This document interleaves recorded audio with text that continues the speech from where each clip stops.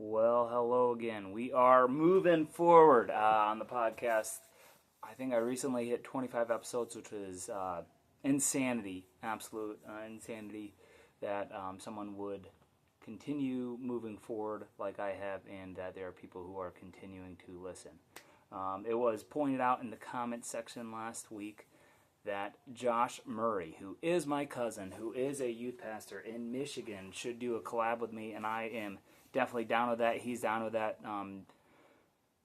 Heads up to everybody when we'll do that. I think we'll talk about what it means to be youth pastors in our mid-30s, and just God's route to take him that way, and then God's route to take me this way. It's a circumvent story either way, and just the difficulties that you navigate being a youth pastor, and maybe things that we focus on in our 30s that we wouldn't have thought of prior. I was thinking about just talking about some books that I'm reading and that I have read. I did a good job of making sure I had one of them ready to show. The other one that I forgot to bring was I finished a D.L. Moody book called Loaves and the Gospel and Loaves, Bread and the Gospel. Wow, I'm butchering it every time I'm thinking about it. I always forget the exact reference, but it's written by Dr. Greg Quiggle, and it's essentially the theology of D.L. Moody, and it has a little bit of the narrative of who he is, his life and background. But I think it does a better job of digging into the background and context of D.L. Moody than the basic biography of D.L. Moody. So I would just encourage people, go out and buy Greg Quiggle's Theology of D.L. Moody, especially if you are someone who is, I think, in the exact boat that I am, where you have grown up in the very conservative church background, and you're asking, why do I continue to see things that I defined as being liberal are now called conservative, or things that I called conservative are now liberal?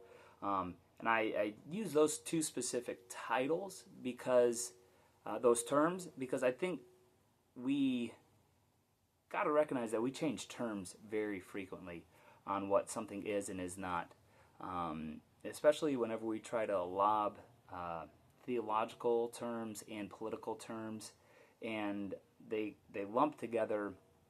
They're not always the same.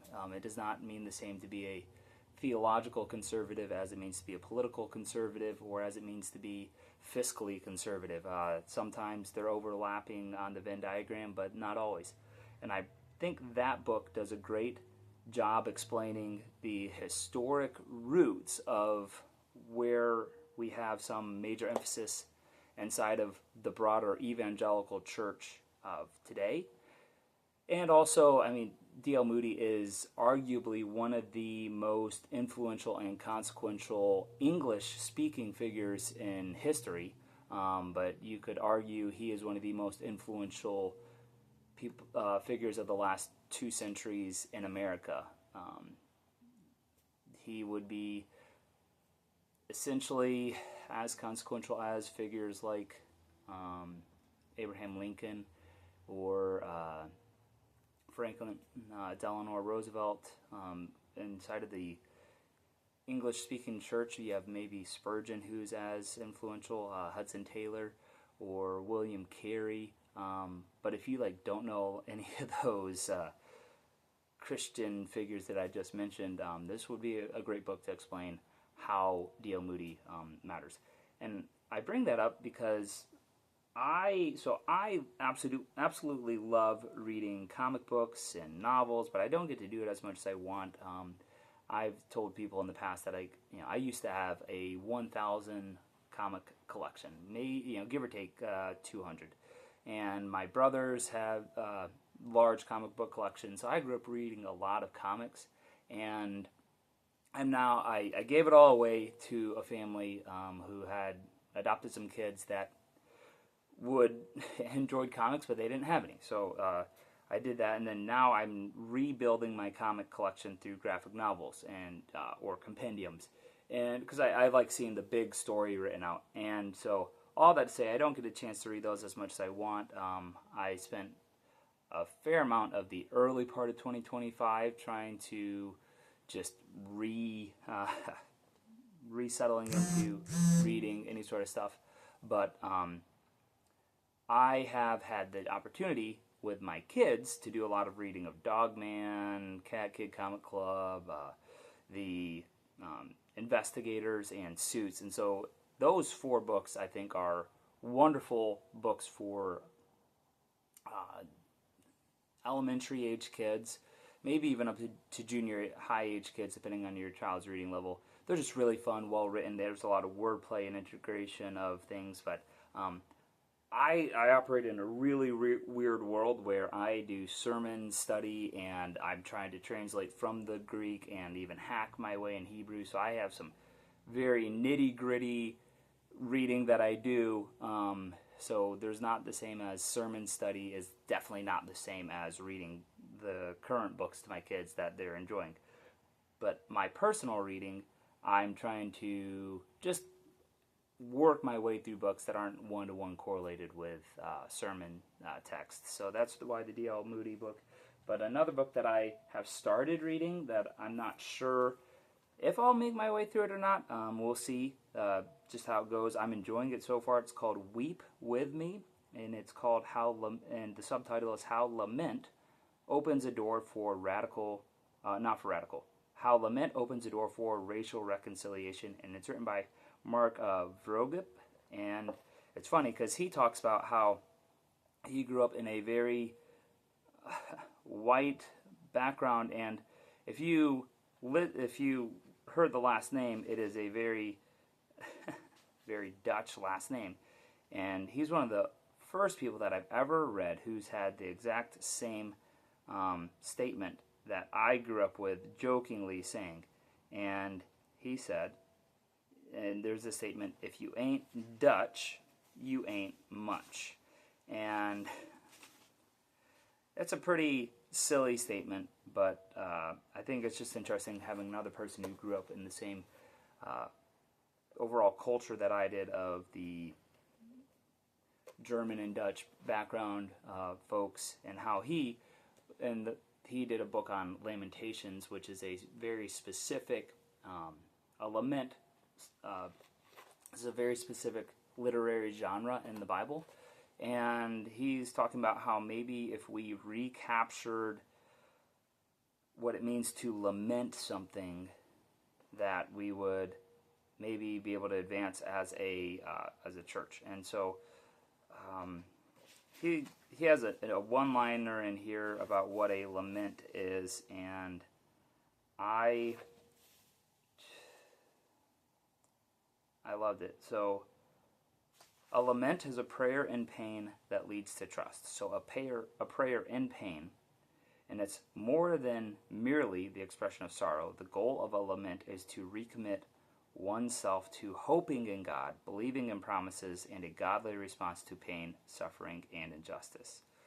And so we are working our way through the book of Lamentations for Lent, and that's why I bought this, because it was on super sale for like $1.99 or maybe even cheaper. So I'm like, oh, weeping, lament. And so I bought it because I thought it was more about the literary structure of laments, and it's more a specific application.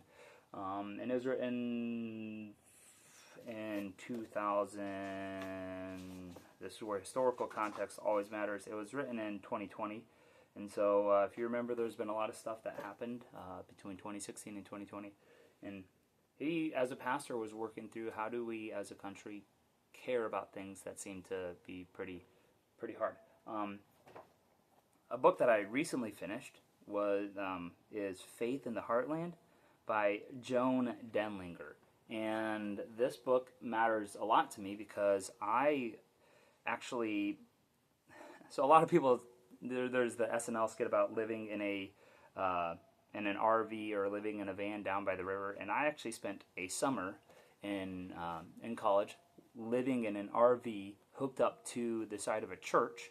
And Ron and Joan and Jeremy and Carrie Denlinger were the family that I didn't live with, but I was living out of their RV, and they were the family that was mentoring me with the Rural Home Missionary Association. And this book is essentially about their first couple years where they were driving around all around the United States of America. And this is her response to what it was like living out of an RV with a daughter who is wheelchair bound, and just the faith that it takes to operate. And so she's a pastor's wife, or you could even say a missionary wife. And it's just really encouraging. Just Ron and Joan were fantastic to work with. Their son Jeremy is an amazing man. Carrie just passed away in the fall, and just their faith means a lot. And so I would encourage this to anyone who is a pastor or missionary, or just someone who finds travel stories really interesting. Then finally, the last book that I'm working my way through in a fairly intense, just trying to read a lot of it. It is called Urban Legends of Theology, 40 Common Misconceptions, and it is by Michael Whitmer, Dr. Michael Whitmer, who is serves as Professor of Systematic and Historical Theology and Director of the Center for Christian Worldview at Cornerstone University. Or to put it another way, he was one of my seminary professors at Grand Rapids Theological Seminary. And Michael Whitmer does a really great job of writing books in a very bite-sized way. So one of the issues is having books that can bridge the divide between the people who are doing the academic lectures, the dissertation deep dives, and all those other things, and bridge that gap between that person and the average congregant of a church.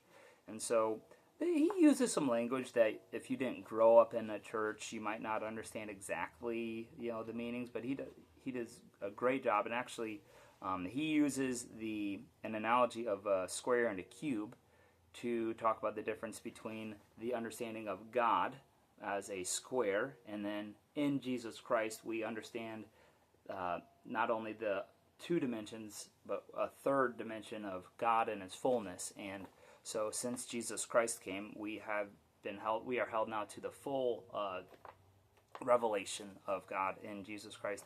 And I preached over Acts 2, and I converted that analogy to the analogy of basketball, where if you were to understand basketball has two hoops, a ball, and a 94-foot court, that you would have, and even you were to say 10 people, you would have a very good understanding of basketball, but you wouldn't understand the fullness until you were told about, all the offensive and defensive rules, and, what is a foul, what is traveling, how many points is a basket. And so once you are made aware of the fullness of what basketball is, you are then held accountable to knowing the fullness of that. Kind of like this bridges into last weekend. Bennett had a basketball tournament. It was a lot of fun, and she, the first game of that tournament where they played Archbold, the only game they lost, I'm not blaming the refs, but the refs actually called fouls and dribbling violations and everything else like that, where they held them accountable to rules that almost had never been called throughout the season, or rarely called. And then ironically, the second and third game were definitely not called. And so we were thinking that this was going to be a tournament where the girls were held to a higher standard. It was, really intense basketball, because you had to be really on your A game. You had to make sure you were putting defensive pressure on. You're going hard for the rebounds, and just these other really fun basketball things.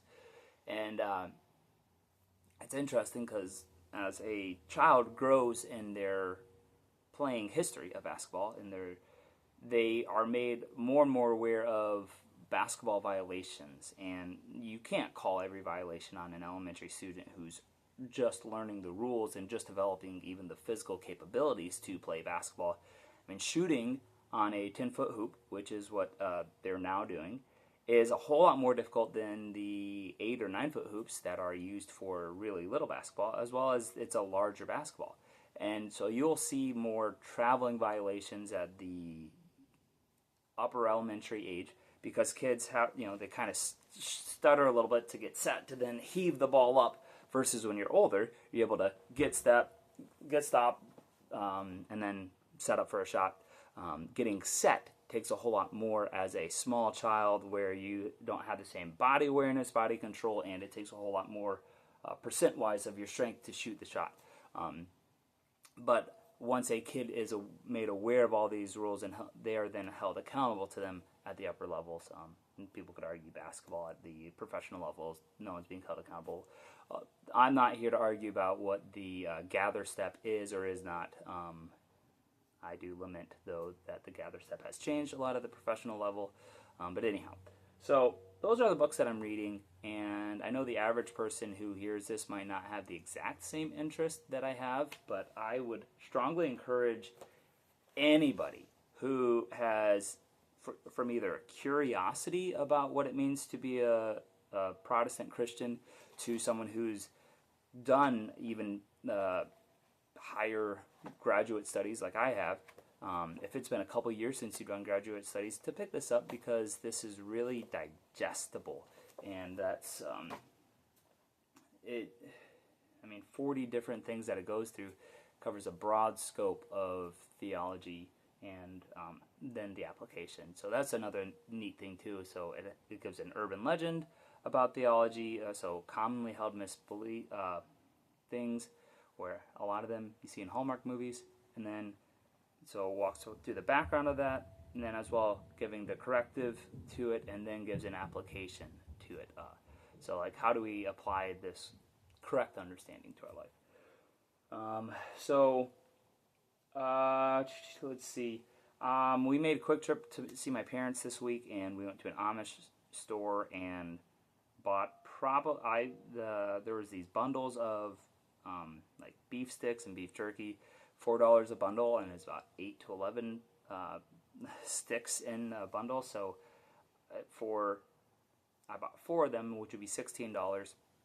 Our entire purchase of all the groceries that we purchased was $112. And it's crazy to think that the amount of beef jerky that I purchased in the 4 bundles, depending on where I purchased it, would probably have been $60 to $80 if I had to purchase it in another manner. And just the amount that we purchased total in our groceries was barely, 50% more than that. So it's Sunrise is an interesting place to go. Just what's on sale and when. But there is the final thought, though, on the trip. Went for a bike ride with my dad. We are training for a 100-kilometer bike ride, not race, in May. And so it'll be interesting and neat to see what all transpires with that. I'm trying to get back into shape, get back running. But I hope that everybody has a wonderful day and has a beautiful time. And please enjoy the sermon deep dives that I do. And I miss everybody that I used to go for long runs with. The weather has been perfectly running weather for, just a long run talking with someone. And so if you have been a running buddy of mine, know that I miss you. All right, bye.